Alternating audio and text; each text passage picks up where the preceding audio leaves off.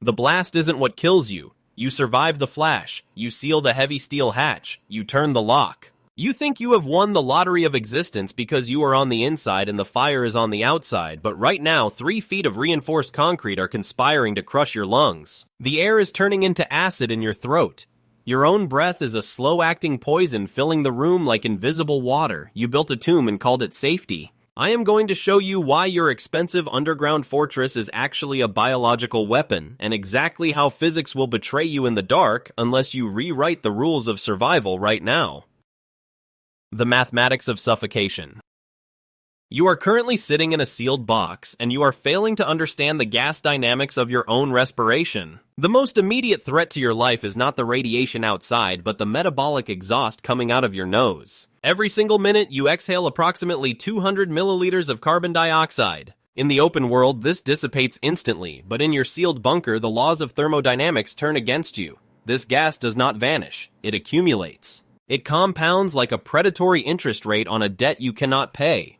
You need to visualize the air in your bunker not as empty space, but as a finite fluid that you are polluting. When carbon dioxide concentration hits just 1%, you will not feel panicked, but you will feel strangely drowsy. By the time it hits 3%, your cognitive functions begin to erode, leaving you unable to perform simple math or operate machinery.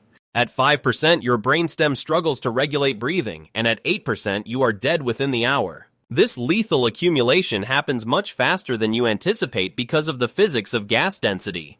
Carbon dioxide is significantly heavier than oxygen and nitrogen. It does not mix evenly unless forced to do so. Instead, it sinks. It pools at the floor level like invisible quicksand, creating a death zone exactly where you plan to sleep. You could lie down for a nap feeling perfectly fine and simply never wake up because you lowered your head into a suffocating layer of gas. This is why standard filtration is useless for this specific problem. Most amateur preppers install HEPA filters thinking they are safe, but filters only catch particles. They do not scrub gases. You are filtering dust while you drown in CO2. To survive, you must prioritize air exchange over filtration. You need a powered ventilation system that specifically targets this stratification. Your intake vents must be positioned high on the wall to pull in fresh oxygen, while your exhaust vents must be located at the absolute lowest point of the room to suck out the heavy, pooling carbon dioxide. The only way to know if you are dying is to measure the invisible enemy. You must install a non-dispersive infrared CO2 monitor. Do not rely on a standard smoke detector. You need specific telemetry. When that readout hits 1,000 parts per million, your cognitive decline has already begun.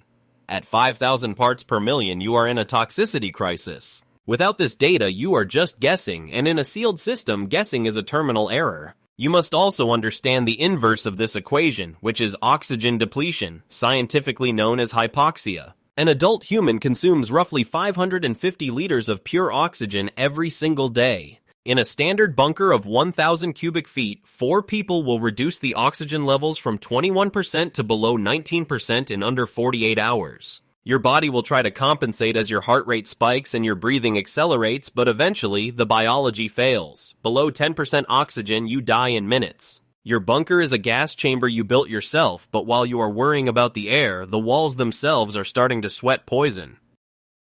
The Hydrodynamic Nightmare. The next enemy is humidity, and it is far more aggressive than you realize.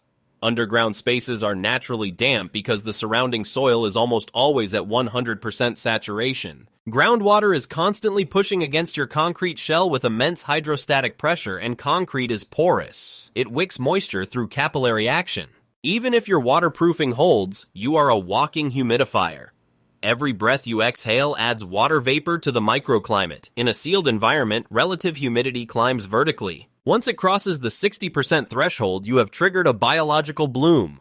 Mold does not need light, it only needs moisture and organic material. At 80% humidity, your bunker becomes a petri dish cultivating Stachybotrys chartarum, also known as toxic black mold. This is not just an aesthetic issue or a bad smell. This mold produces mycotoxins, which are microscopic poisons that hitch a ride on airborne spores. When you inhale these spores, they do not just irritate your throat, they colonize your respiratory tract. The mycotoxins can cross the blood-brain barrier, causing neurological damage, tremors, and immune suppression. You locked yourself away to avoid radiation sickness, only to die from fungal pneumonia.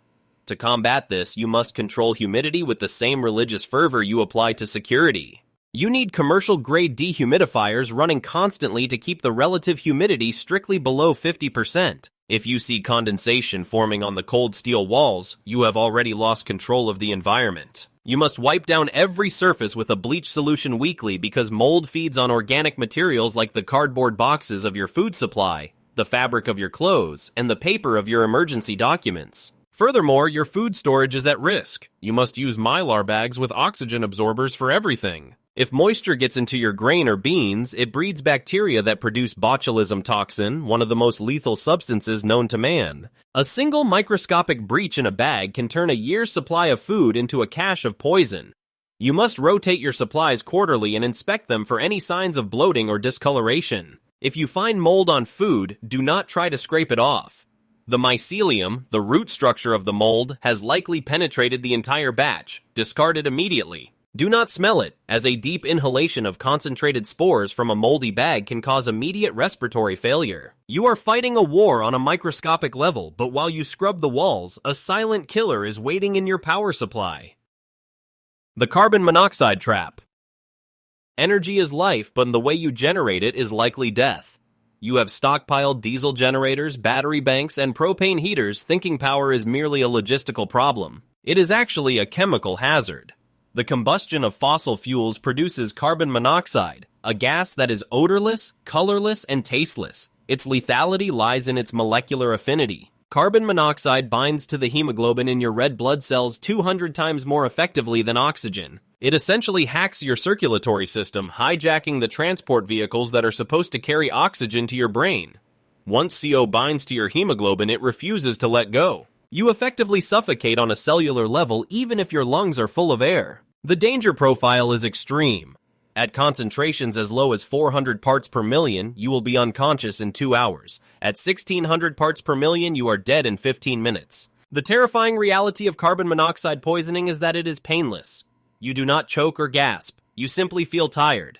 You decide to lie down for a moment to rest your eyes, and you never stand up again. It is a gentle execution.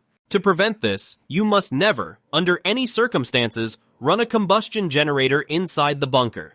Even with the exhaust piped outside, the risk is catastrophic. A single microfracture in a weld, a loose clamp, or a backdraft caused by wind pressure can flood your living space with lethal gas. The exhaust piping must be welded steel, not flexible tubing, and the generator should ideally be located in a separate, sealed antechamber with its own independent airflow. You must install multiple battery-powered carbon monoxide detectors at different heights and test them weekly. When that alarm sounds, you do not investigate, you evacuate immediately. You have minutes, not hours. Furthermore, the storage of fuel itself presents a vapor hazard. Diesel and gasoline release volatile organic compounds that are heavier than air and highly flammable. A spill in a sealed bunker creates a vapor pool that can be ignited by a single spark from a light switch. Suddenly, your bunker is not a shelter. It is a bomb. Even battery banks are not safe. Lead-acid batteries release hydrogen gas when charging. Hydrogen is explosive at a 4% concentration. You need hydrogen venting systems for your battery bank. You are sitting on a powder keg, but even if you manage the gases, the silence itself is starting to dismantle your mind. The psychology of isolation. You anticipated the hunger and the cold, but you did not anticipate the silence. The human brain is an input processing machine that requires constant sensory stimulation to maintain its calibration. When you remove sunlight, social interaction, and environmental noise, you trigger a state of sensory deprivation. Soviet researchers in the 1960s discovered that subjects isolated in bunkers for just 10 days began to exhibit symptoms indistinguishable from schizophrenia. Without external time cues, your circadian rhythm collapses. You lose the ability to distinguish between noon and midnight. Your sleep cycles fracture, leading to chronic exhaustion and a degradation of executive function. As the isolation stretches on, the brain begins to manufacture its own reality to compensate for the lack of input. This is known as the prisoner's cinema. You will start to hear sounds that do not exist and see movement in your peripheral vision. Paranoia sets in. The minor habits of your bunkermates amplify into intolerable offenses. In a confined space, interpersonal conflict is not just an annoyance, it is a survival threat. A psychological breakdown in a sealed ecosystem can be just as lethal as a hull breach. To survive the silence, you must manufacture structure. You cannot simply exist, you must operate on a rigid schedule. Wake up at the same time, eat at the same time. Exercise forcefully to burn off cortisol, the stress hormone that builds up in confinement. You need to simulate a day-night cycle with lighting temperature, using cool blue light for the day and warm amber light for the evening. This tricks the hypothalamus into regulating melatonin production, allowing you to sleep. You must also watch for the early signs of psychological drift in your companions. If someone is staring blankly at a wall for hours, they are not resting, they are dissociating. Intervene early with tasks and conversation. You must maintain a chain of command and a sense of purpose. However, while your mind fights the silence, your body is fighting a microscopic invasion that is brewing in the corner. The Sanitation Paradox. You stocked antibiotics and trauma kits thinking medical survival was about treating bullet holes and broken bones. You were wrong. The true medical threat underground is distinctively medieval. It is sanitation. You are a biological machine that produces waste, and in a sealed environment, that waste is a biohazard. If you are using a bucket system or a primitive composting toilet, you are essentially living inside a sewer. Fecal matter contains billions of pathogens, including E. coli, salmonella, and potential vectors for cholera and typhoid. In the humid, stagnant air of a bunker, these bacteria reproduce exponentially.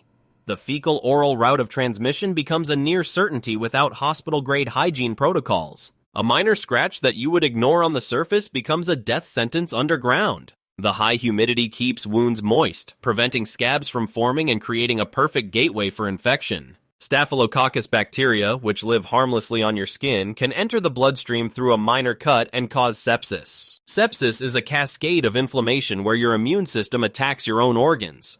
Without intravenous antibiotics and sterile saline, sepsis kills in under 72 hours. You must treat hygiene as your primary religion. Hand washing is not optional. It is mandatory after every single activity. You need a stockpile of nitrile gloves, and you must never touch your face. Waste management requires a chemical solution, not just a bucket. You need heavy-duty contractor bags and substantial amounts of lime or desiccants to dry out waste and halt bacterial growth. If someone gets sick, quarantine is immediate. In a space of 500 square feet, a respiratory virus has a 100% transmission rate within hours unless you isolate the patient behind a plastic barrier and dedicate separate air handling. You are not just a survivor, you are the doctor, the nurse, and the hazmat team. But the ground outside isn't just holding you in, it's stealing your heat. The thermodynamics of the grave. There is a physics concept called thermal conductivity that you likely ignored. Concrete is an excellent conductor of heat, and the earth surrounding your bunker acts as an infinite heat sink. The ground temperature below the frost line sits permanently at around 55 degrees Fahrenheit.